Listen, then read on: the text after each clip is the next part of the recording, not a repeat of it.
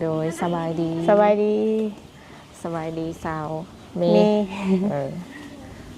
หลังจากที่มาถ่ายทำมือนั่นเราะทุกคนก็คือเป็นคลิปเปิดใจอะไร โดยวันนี้ก็มีโอกาสเขามาหาก็เลยว่าถือโอกาสมาอัปเดตน้องเพิ่นเป็นแนวใดหลังจากเปิดใจ ก็มีคนทักมาอยู่คนลมอยู่ แต่ว่าลมบ่ฮอดทิศก็ไป ตอนนี้บ่มีเลยบ่มีจักคนเลย อืมคืออันจะบ่มีเวลาต่อเพิ่นบ่ ก็มีอยู่ แต่ว่าจักสิว่าแนวใดนะแบบต่างคนต่างแบบว่าเสร็จหากันน้อยหั่นนะเขาก็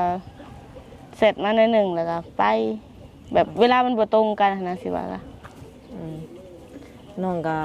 เว้าค่อนข้างน้อยเพิ่นก็เว้าน้อยประมาณนี้อืม ก็เลย บ่มีคนลมเดี๋ยวนี้นะ แม่ป้ายบ่บอกบ่กล่าวอีกบ่เพิ่นก็ แม่นเงียบไปเลย โอ้ บ่ตอบแชทเฮาเลย เฮาแชทหากัน อืมสรุปแล้วตอนนี้ที่ว่ากลับมาโสดคือเก่าคนคุยคนหนึ่งกับบ่มี บ่มีเลย ก็บ่ได้แบบว่าซีเรียสบ่แบบว่า บ่ก็ธรรมดา อืมคุยก็คุยบ่คุยก็คือก็บ่เป็นหยังประมาณนี้บ่ แม่น อืมคือเพิ่นเข้ามานี่ก็ยังบ่ทันลึกซึ้งจักคนเลยบ่ ยัง อืมมีแต่ทักทายขันพื้นฐานละล่ะ แม่น อืมหากขั้นว่าเฮาแบบสมมุติว่าทักมาจังซี่นะประมาณแบบโดนบ่จังได้ตอบเพิ่นประมาณจักชั่วโมงจังได้ตอบก บ่ ลับ ฮอด เพิ่ ชั่ น วโมง อืม สลายอันเพิ่นมักทักมาแบบตอนกลางคืนเวลาเฮานอนน่ะนะ อืม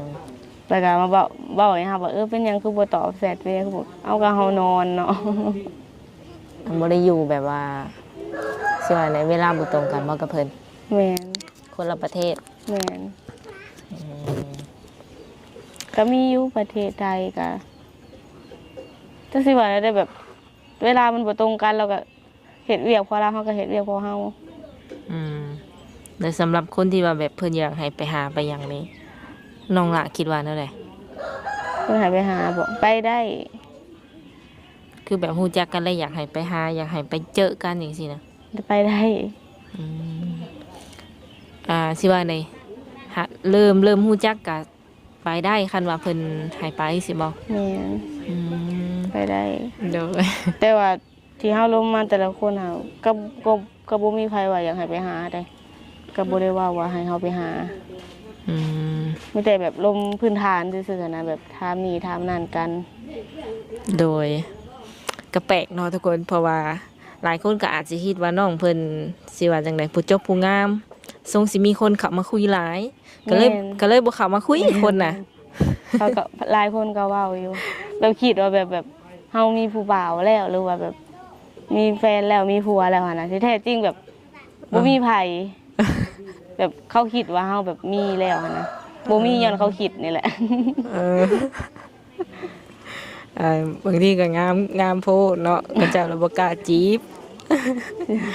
โดยก็หลังจากที่ว่าเอื้อยมาถ่ายทำเนาะคือ FC ของเอื้อยหรือว่าผู้ใหญ่ที่เพิ่นเบิ่งคลิปตลอดนั่นแหละ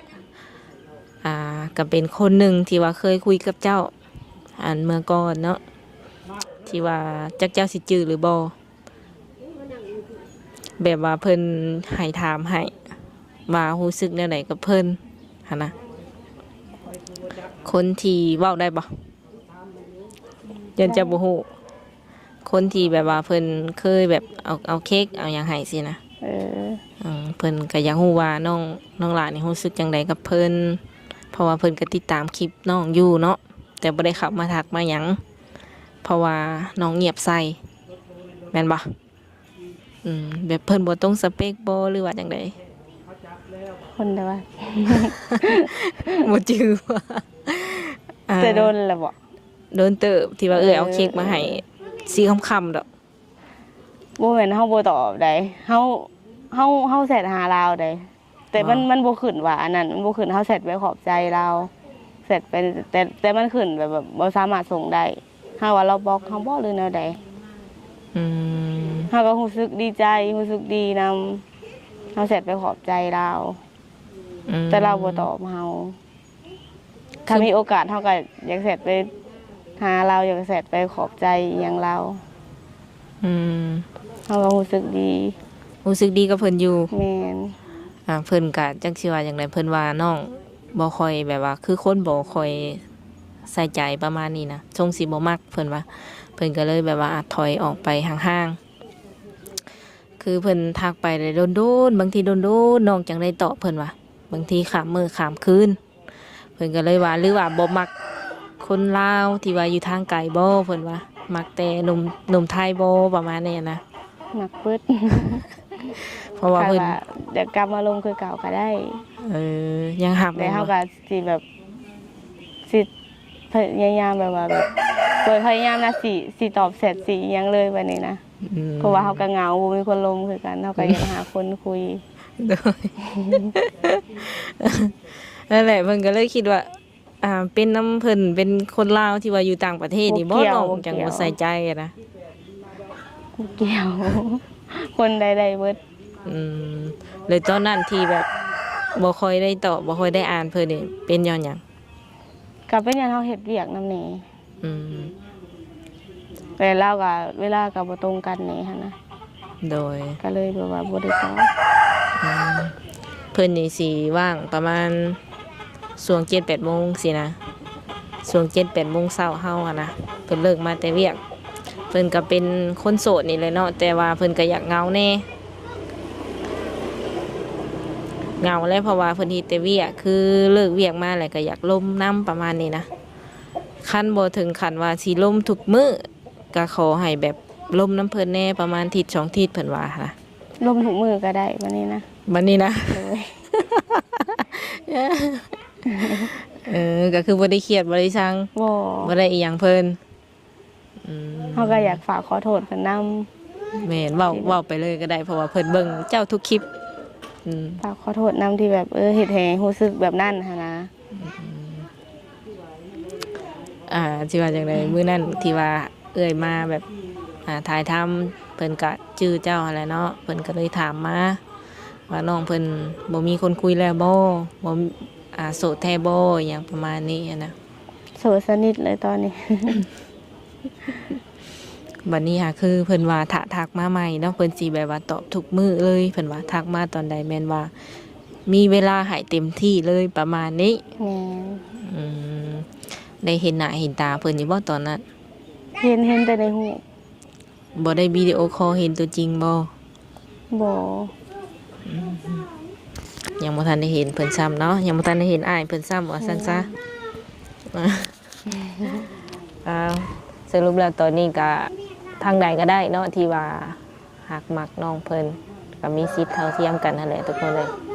ที่ว่าเปิดใจไปก็มันเงียบ แม่น อืมปัจจุบันก็ยังเฮ็ดเวียกอยู่บ่น้องล่ะ เฮ็ดเวียกคือเก่าอะไร ทุกมื้อ แล้วแต่มื้อใดแบบว่าเมื่อยหรือว่าบ่อยากไปก็บอกเรา อืม แล้วก็ไปคนเดียว อืม แล้วก็บ่ได้เงินอีก บ่ได้เงินเดือนได้เงินเป็นมื้อ อืม มื้อใดได้กับมื้อใดไปก็ได้มื้อใดบ่ไปก็บ่ได้ โดคือมื้อนี้เจ้าบ่ได้ไหวบ่ บ่ ขาดเลยเนาะ ตั้งใจมาถ่ายคลิปเลย โดยเฉพาะ คือสิอยากได้คู่แฮง แม่น กับประมาณนั้นเราะทุกคนเลยเรื่องแบบว่าคือแบบสมมุติว่าเพิ่นโทรมาดูโทรมาอย่างสิกะในสิหับแบบหับเพิ่นได้อยู่บ่สิบ่รำคาญบ่ บ่รำคาญ อันนี้เว้าแท้ติ บ่แท้ เนี่ย บ่เสือก็ลองโทรมาเบิ่ง เออเจ้าใส่ลายเก่าบ่ เพราะว่าลายเก่าเฮาหานั่นแบบมันออกเด้งออกจากระบบแล้วบัดนี้เฮาสิเข้าระบบแล้วมันต้องให้สแกนจากหน่วยเก่าก่อน แล้วมันจะเข้ารายเก่าเพราะว่าเฮาออกจากระบบหน่วยเก่าเด้แล้วเฮามาเปลี่ยนใส่อันนี้เฮาต้องได้ตั้งอัน Apple ID ใหม่ อ๋อ ตอนนี้เฮาใส่ลายใหม่ อืม ลายเก่าใส่บ่ได้เลย แสดงว่าคนใหม่ก็ต้องทักมาไลน์ไหม แม่น เอาบ่แม่นคนเก่าก็ต้องทักมาไลน์ใหม่จังสิคุยได้เนาะ แม่น คือคนเก่าทักมาไลน์เพิ่นนี่ก็อาจสิเงียบ เพราะว่าเพิ่นบ่ได้เล่นแล้วทุกคน เข้าบ่ได้เลย โอ้ คนเก่าเขาก็สิเห็นว่าเฮาแบบแบบหายไปนี่นั่นหั่นนะแต่มันบ่แม่นมันเข้าลายบ่ได้ อืม มันเด้งออก บ่ได้แบบขี้คุยเนาะเพียงแต่ว่า บ่ เขาเปลี่ยนลาย แม่น อืมเป็นลายกับหยังที่ว่าแบบแจกให้เพิ่น ลายแอปเฟซก็ได้ เพิ่นก็แจกคือกันเนาะอืมคือตัวนี้ก็เฮ็ดงานเป็นสร้างเสริมสวยเนาะ แม่น โดยได้ขามไป ซอย ได้ขามไปพังไทยแล้วบ่ มีแต่ไปหลินหวัง2-3 ปีหลัง ไปซื้อเครื่องอยู่หมุก โอ้แต่โดนแล้วอืมคือนอกจากอันเฮ็ดเวียกอย่างซี่แล้ว กลับมาเฮือนเฮ็ดหยังซะแต่ละมื้อ ก็เฮ็ดเรื่องเฮือนตามปกติอะไรหนึ่งเขาบัดเฮือนเวียนเฮือนไปหลินกับไปอยู่ นั่นล่ะ ไปหลินแบบหมู่ใกล้เฮือนค่ะเลย อ่าแบบหมู่คู่เฮาหลายบ่ ก็หลาย แต่ว่าก็บ่ได้ไปหาเขาเพราะว่าเขามีครอบครัวเบิดแล้วเพิ่นก็เอาลูกเอาผัวเบิดแล้ว ส่วนหลายหาแบบว่าผู้ชายมีบ่ มี โอ้ กระเทยก็มี สาสาวประเภท2ซะ อะไรเฮาหลินแต่ก็อันก็สาวประเภท2นั่นแหละมีอยู่ 2-3 คน โอ้แต่บางทีก็อาจจะถ่ายรูปกับผู้ชายก็มี แม่น ถามว่าแม่นแฟนบ่ บ่แม่น โอ้คือแบบว่าหมู่สนิทกันกับบางทีก็ถ่ายรูปนํกัน แม่ อืมว่าเผื่อว่ามีคนเข้าไปส่องเฟซส่องหยังเนาะ เห็นผู้ชายยันว่าถอย ถามก่อนบ่เถื่อก็เฮาถ่ายรูปก็แบบหมู่ที่เป็นสาวประเภท2หั่นน่ะมันก็คือผู้ชายเขาก็คิดว่าแฟนผู้บ่าว เออ แบบเอาลงแบบอวยพรวันเกิดให้หั่นนะแบบว่าแบบอวยพรวันเกิดให้แบบแฮปปี้เบิร์ธเดย์เด้ออีหยังหั่นนะ เออ แบบบ่ได้เข้าไปอ่านซะแบบตัวคำอวยพรเข้าไปเบิ่งในอัลบั้มฮู้นะมันสิมีรูปผู้ชาย โอ้ แบบคำอวยพรน่ะบ่เห็นเนาะคันเฮาเข้าไปเบิ่ง เขาเบิ่งในอัลบั้มแล้วเขาอวยพรมันสิบ่เห็น เอออันนี้ก็ใกล้สิฮอดวันเกิดเจ้าแล้วบ่ หึ หรือว่ายังโดนอยู่ ยังดนอยู่ วันเกิดเจ้าหั่น แม่ ได้ น เดือนนี้ยังก็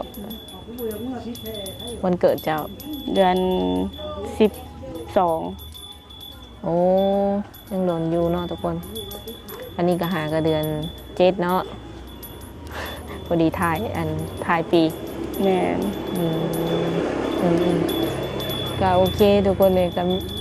ได้ก็แบบว่าลองเข้ามาคุยกับน้องเพิ่นได้เพิ่นโสดอีหลีเนาะทุกคน คือเว้าไปแล้วยันว่าบ่เชื่อนะเฮาก็ย้ำแล้วย้ำอีกว่าเพิ่นน่ะโสดแท้ โสด แม่บ่กล้าทักอะไรบ่เป็นหยังดอก มามื้อนี้นี่ถือว่าเห็นรอยยิ้มน้องเพิ่นเนาะ ปกตินี่สิแบบยิ้มยาก แม่น เป็นอะไรสำหรับมื้อนี้คือยิ้มแย้มแจ่มใสกว่าปกติ มันก็แล้วแต่มื้อบางอารมณ์ มื้อนี้ไปเห็นอย่างมากคือว่าอารมณ์ดีอะนะมีแนวพิเศษบ่ ก็ธรรมดาเลย บ่ บ่ได้ไปเฮ็ดหยัง ก็อันคือเอื้อยนี่คิดว่าคลิปนี้นี่ต้องมีคนแบบเข้ามาคุยหรือว่าเจอคนที่ใช่อย่างแน่นอนเนาะเพราะว่าเพิ่นมาในสไตล์แบบยิ้มแย้มแจ่มใสจากที่ว่าบ่ค่อยเห็นเพิ่นยิ้มคือเขาถ่ายเมื่อก่อนก็นั่นแหละเนาะเพิ่นบ่ค่อยยิ้มทุกคน เป็นคนยิ้มยาก พอยิ้มเลยนะหักได้ เพราะฉะนั้นยิ้มหลายๆเนาะ ยิ้มหลายๆมัน โอเคทุกคนเลยก็สิรบกวนน้องเพิ่นประมาณนี้เลยเนาะมื้อหน้ามื้อในก็สิมาเยี่ยมมายามน้องเพิ่นใหม่อัปเดตไปเรื่อยๆจนกว่าเพิ่นสิเจอคนที่ใช่อะไรโดยสบายดี สวัสดี